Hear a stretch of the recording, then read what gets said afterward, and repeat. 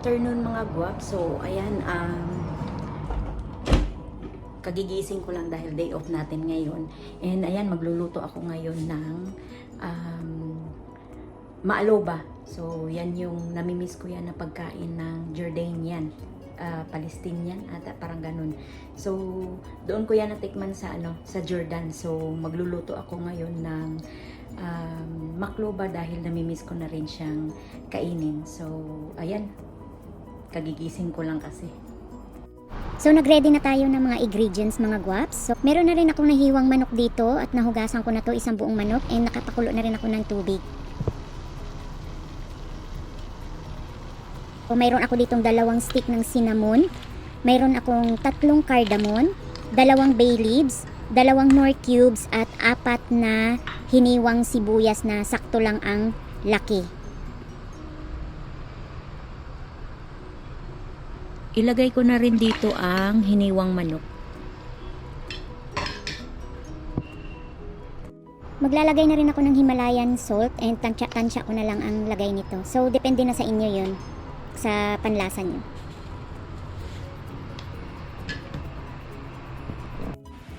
Hinalo-halo ko muna bago ko tinakpan. Pakuluan lang natin yan.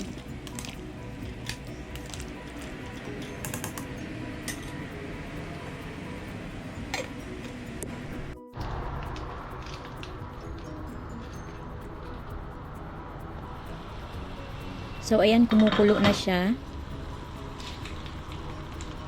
And mayroon akong dinagdag dito na dagdag panlasa. So, depende na sa inyo yun. Depende na sa panlasa nyo.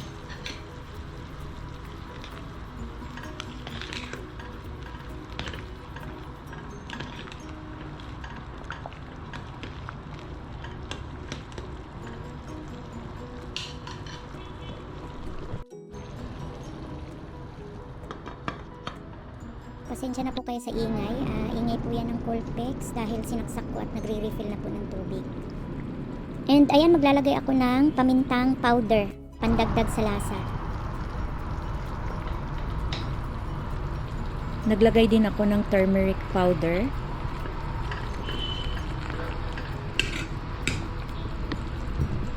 Ito din po ang mga ingredients ng makloba. So, ayan, meron tayong talong, meron tayong kamatis, at saka capsicum. So, nakalimutan ko dito yung cauliflower, pero okay lang yan. And yung iba naglalagay din po ng potato, na pritong potato.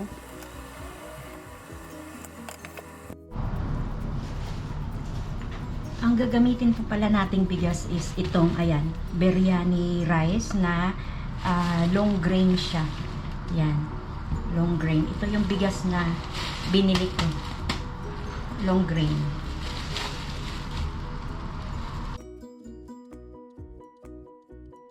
Dito mga guwaps ay nagpainit na ako ng kawali para prituhin na tong talong. So, yung iba naglalagay ng potato and cauliflower. So, isabay nyo ng prito yan dyan. So, sa akin talong lang ang meron ako ngayon dito. So dito mga guwaps ay huhugasan ko ng ilang beses tong ating biryani rice and ibababad ko ng saglit sa tubig.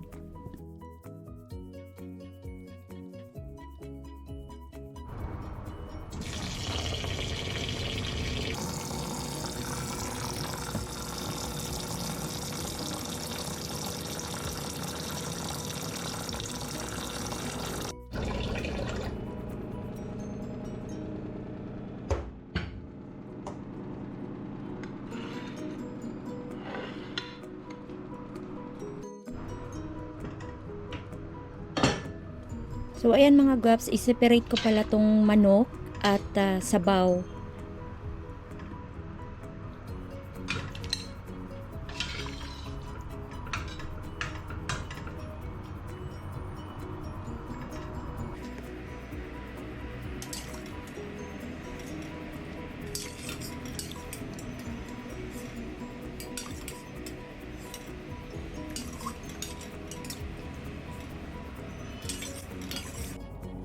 So, itong maaluban na itong mga guwaps is Filipino version kasi alam nyo na yung mga spices ng mga Arabo is iba So, parang inadjust ko lang siya.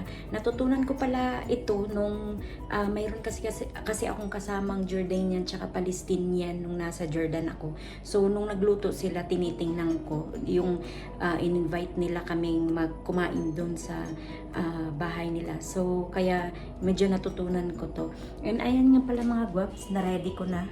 So, iaano ko na lang yan siya. Ile-layered ko na lang.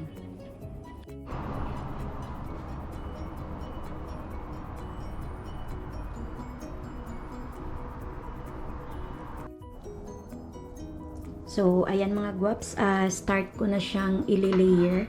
So, mayroon tayong kasirola ditong malaki. So, yung unang ilalagay ko is itong kamatis. Ayan.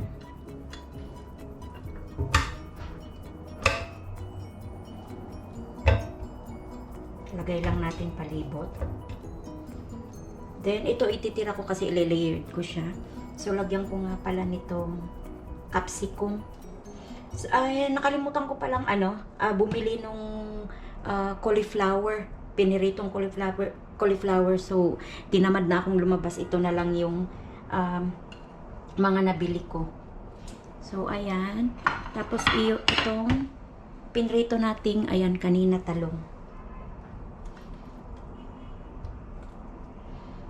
Nung natikman ko to sa Jordan, sarap na sarap ako nito eh. Kaya, hindi ko makalimutan kung paano talaga nila niluto. So, ayan. Mamaya, yung pinakuluan nating manok, sabaw ng manok, ilalagay natin sa huli na. And then, lagay tayo nitong manok.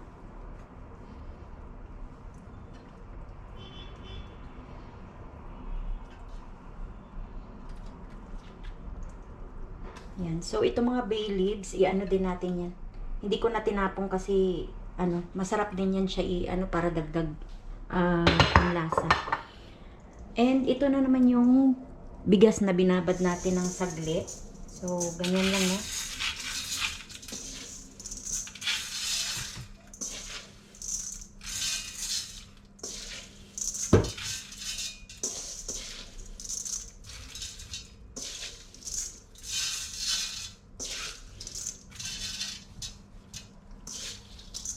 And ayan, pag natukpan na natin yan, lagyan na naman natin ulit ng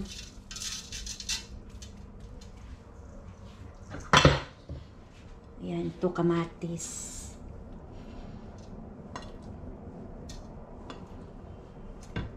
Ayan, capsicum.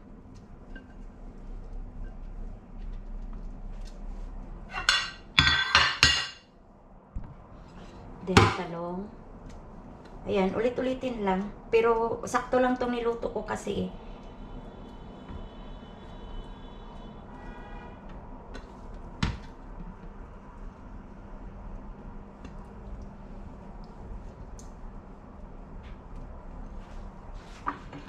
Ayan, and then yung manok natin. Kinamay ko na to, naghugas naman ako ng kamay. Ayan. So, malambot na yung manok natin, no? Sa pakulo natin. So, isali na rin natin tong, ayan, yung sabaw. Yan yung magpapalasa. And then, lagyan ulit natin itong huli nating bigas.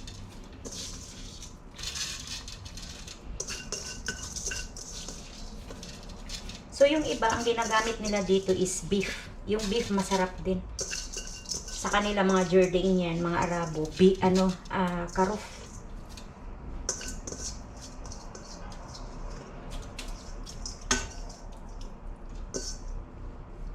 So, ayan, di nagaano na takpan. Kasi masyado nang madami. And then, dito na natin ilalagay yung pinagpakuluan natin ng yan. Yung pinagpakuluan natin ng manok. So, malasa na yan siya, no? Ayan, malasa. So, ilalagay lang natin. Paunti-unti lang mga guwaps. Kasi, tansyain lang din natin sa bigas. Baka mas sobra naman ng, lambot yung ating bigas.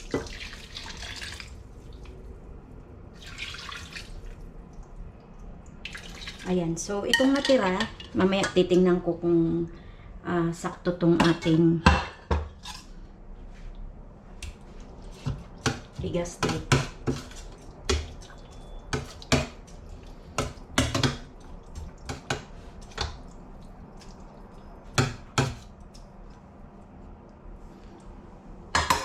Ayan, so takpan natin and isasalang na natin sa kalan.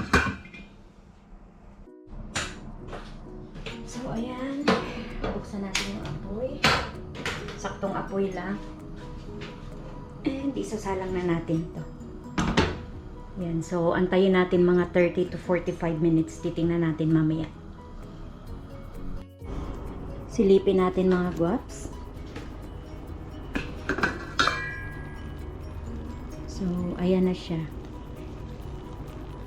Medyo hilaw-hilaw pa konti. Nadagdagan ko na pala kanina yan ng paunti-unti ng sabaw kasi medyo hilaw-hilaw pa. So, ayan, antayin muna natin ulit. Hanggang sa maluto siya. So sa Arab, ganito sila mag-serve ng kanilang makloba sa kanilang mga hapagkainan. So, dito naman naghiwa ako ng, ayan, gulay sa lata. Lalagyan ko nitong, ayan, cheese. Na binili ko ng feta cheese ng Saudi. And then, lagyan ko siya ng jalapeno. Ayan, so, masarap tong, may salatang kapares.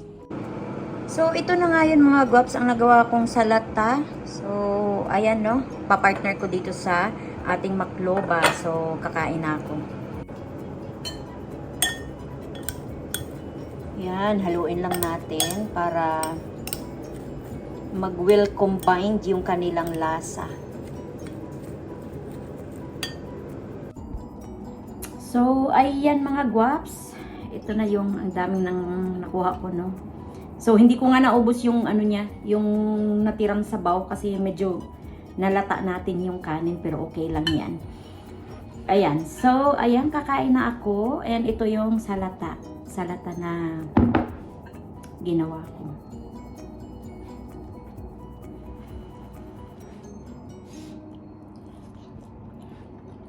Ayan. Masarap sana yung timplada niya pero yung bigas na sumobra yung tubig ko pala.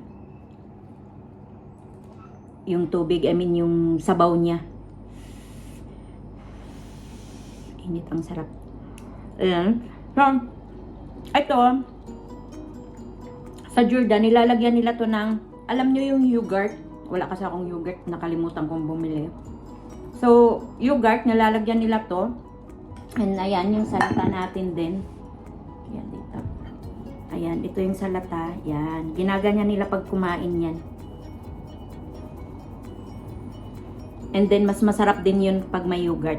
So, bukas, kasi syempre magbabaon din ako pa sa work. Bibili ako nung, yogurt.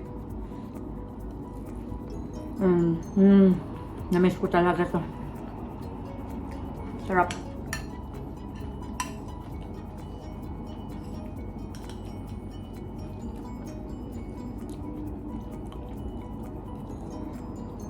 So, paano yan mga guwaps? Kakain muna ako. Thank you so much for watching. Bye!